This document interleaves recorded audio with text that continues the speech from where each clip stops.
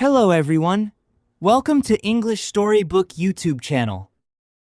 Today we are going to learn English through an epic story about Cleopatra, the last queen of Egypt.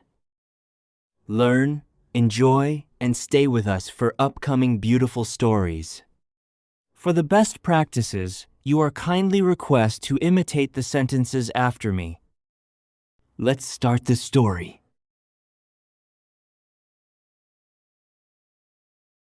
The epic romance of Mark Antony and Cleopatra. Chapter 1. Introduction. The story of Mark Antony and Cleopatra is one of history's greatest tragedies. It is a tale of love, power, and war. Two vast empires collided. Two powerful leaders fell in love. Their choices changed the ancient world forever. Their story has inspired poets, writers, and artists for centuries. It remains a fascinating chapter in human history. Chapter 2. The Two Great Leaders. Mark Antony was a famous Roman general. He was a brave soldier. He was deeply loyal to Julius Caesar. After Caesar died, Antony became a ruler of Rome. He shared this power with two other men. One of them was Octavian, and other was Marcus Aemilius Lepidus. Octavian was Caesar's adopted son. Antony controlled the eastern part of the Roman Empire. This was a rich and vital region. Cleopatra was the queen of Egypt.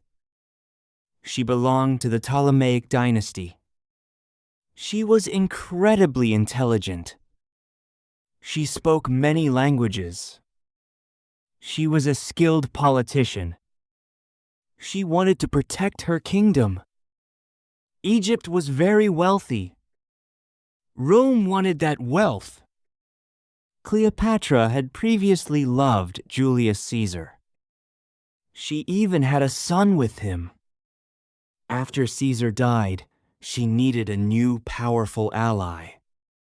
She needed to keep Egypt safe from Roman control.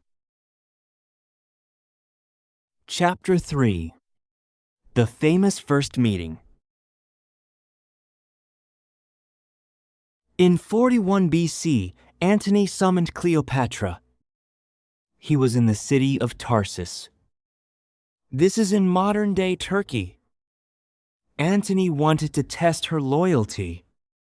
He also needed money for his military campaigns. Cleopatra saw an opportunity. She decided to make a grand entrance. She sailed up the Cydnus River. Her ship was magnificent. It had a golden stern. The sails were purple. The oars were made of silver. Cleopatra dressed as Aphrodite. Aphrodite was the Greek goddess of love. Her maids dressed as sea nymphs. Beautiful music played on the ship. Perfume filled the air. Antony was amazed. He was captivated by her charm. He was impressed by her wealth. He invited her to dinner. She invited him to her ship instead. He accepted. He was completely charmed by her wit and intelligence. Their alliance began that very night. Their romance started immediately. Chapter 4. Winter in Alexandria.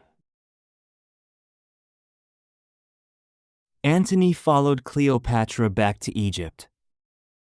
They spent the winter of 41 to 40 BC together. They lived in Alexandria.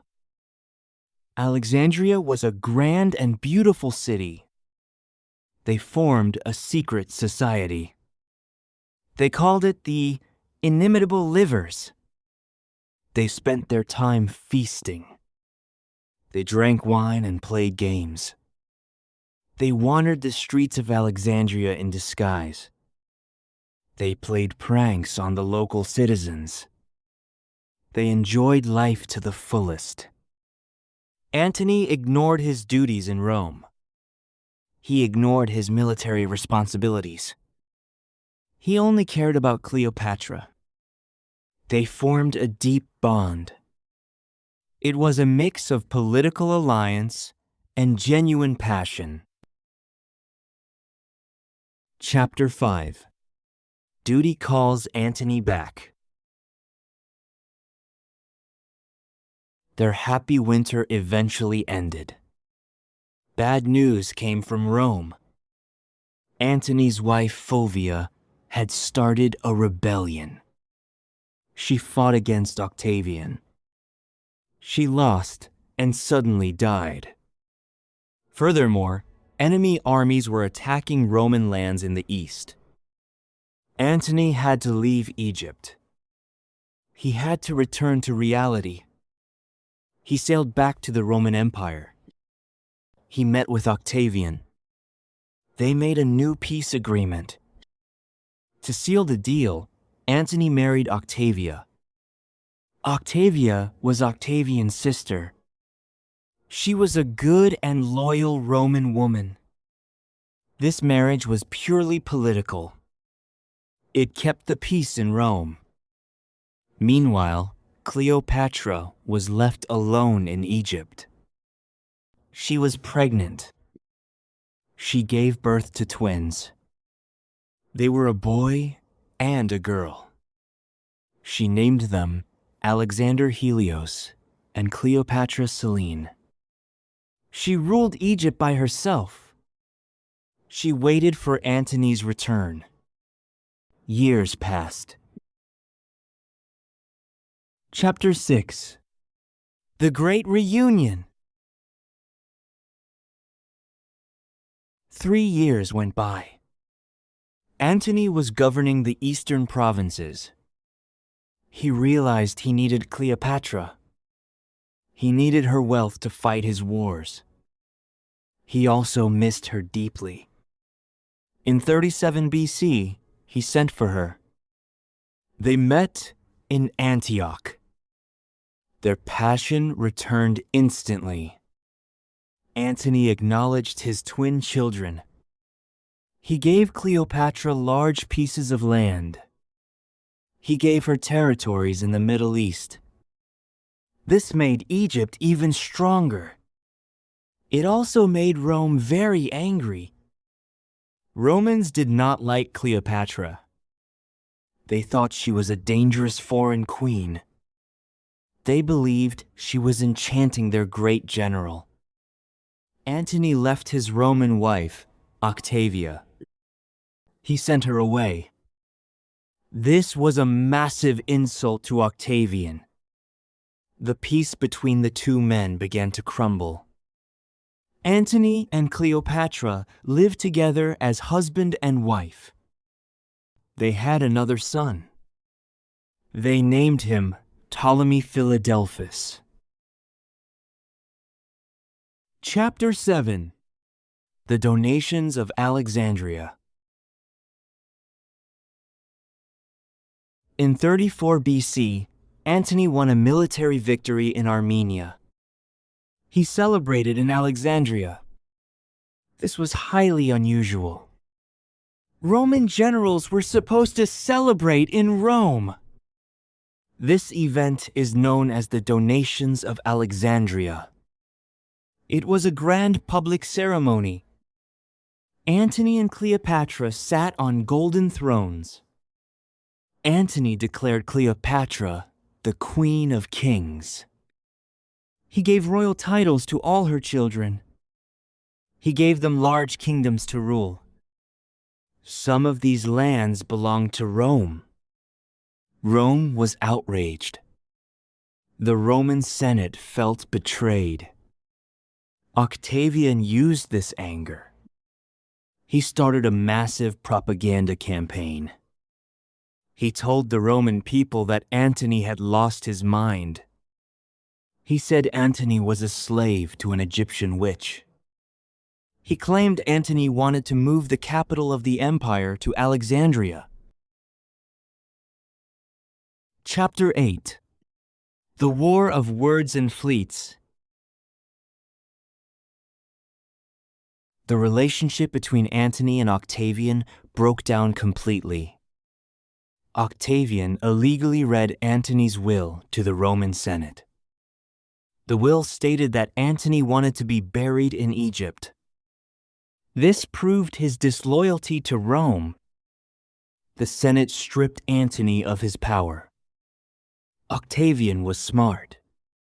He did not declare war on Antony. He declared war on Cleopatra. This united the Roman people. It made it a war against a foreign enemy. Antony stood by Cleopatra. He chose love and Egypt over Rome.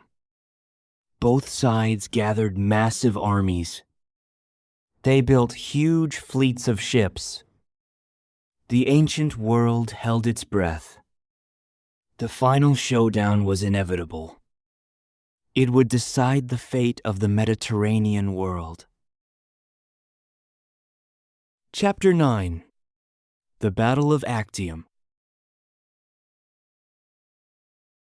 The deciding battle took place in 31 BC. It was a naval battle. It happened off the coast of Greece. The place was called Actium. Octavian's forces were led by a brilliant admiral named Agrippa. Agrippa trapped Antony and Cleopatra's fleet. The battle was fierce. The waters were chaotic. Suddenly, Cleopatra made a drastic decision. She saw that the battle was turning against them. She ordered her ships to break through the enemy lines. She fled the battle. She sailed back toward Egypt. Antony saw her leaving. He could not bear to lose her. He abandoned his men. He abandoned his fleet. He followed her ship. His remaining forces were crushed. Octavian won a total victory. Antony's reputation was destroyed. He was no longer a great commander. He was a defeated man. Chapter 10. The Final Days in Egypt. Antony and Cleopatra returned to Alexandria. They knew the end was near. Octavian was coming for them. They tried to build a new fleet. They tried to gather new allies. It was hopeless. Their supporters abandoned them. Antony's soldiers deserted to Octavian's side. Antony fell into a deep depression. He lived in isolation for a while. Cleopatra prepared for the worst. She experimented with different poisons. She wanted to find a painless way to die. She built a massive tomb for herself. She moved all her treasures into the monument. In 30 BC, Octavian's army reached Alexandria. Antony fought one last, small battle. His men refused to fight. They surrendered to Octavian. Antony was completely ruined. He had lost his honor. He had lost his empire. Chapter 11. The Tragic Death of Mark Antony. During the chaos, a terrible rumor spread. Cleopatra had locked herself in her tomb. She feared Antony's anger over the defeat. She sent him a false message. The message said she had killed herself. Antony believed the message. He was heartbroken. He felt he had nothing left to live for. His love was dead. His honor was gone. He decided to end his own life. He asked his servant to stab him. The servant refused and killed himself instead. Antony then took his own sword. He fell upon it. The wound was fatal, but he did not die instantly. While he was bleeding, another messenger arrived. This messenger told him the truth. Cleopatra was still alive. Antony begged to be taken to her. He was carried to her tomb. The doors were locked. Cleopatra and her maids had to pull him up through a window using ropes.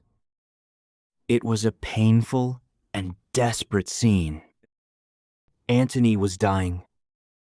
He died in Cleopatra's arms. He told her not to weep. He told her to remember his past glories.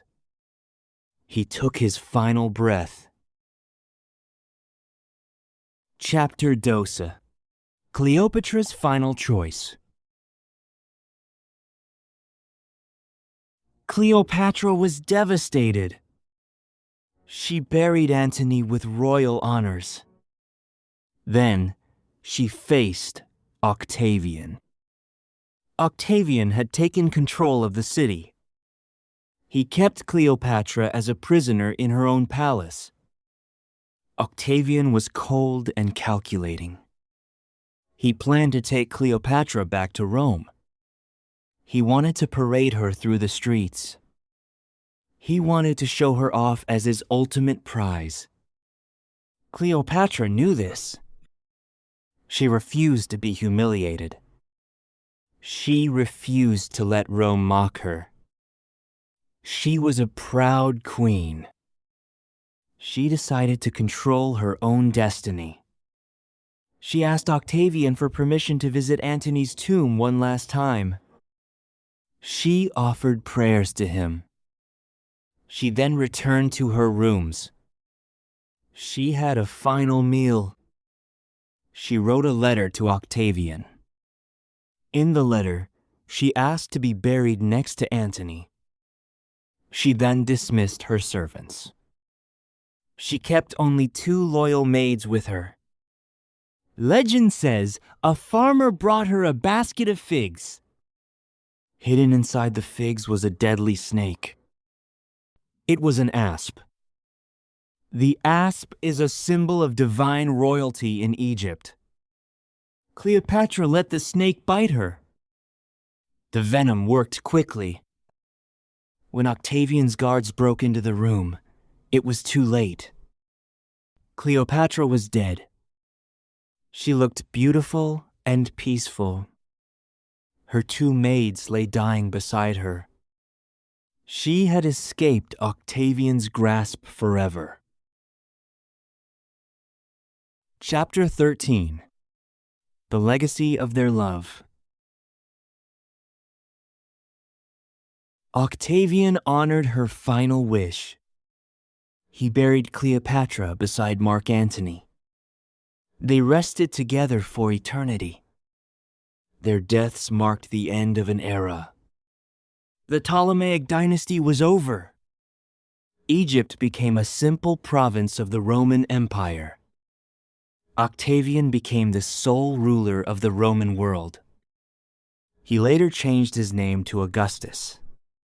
He became the first Roman emperor. The story of Antony and Cleopatra lived on. It became a legend. It is a story of how passion can cloud judgment. It shows how love can bring down mighty empires. They were flawed human beings. They made terrible mistakes. Yet their devotion to each other was absolute. They preferred death over a life without one another. History remembers them not just as failed rulers, but as immortal lovers. Their romance remains one of the most powerful stories ever told.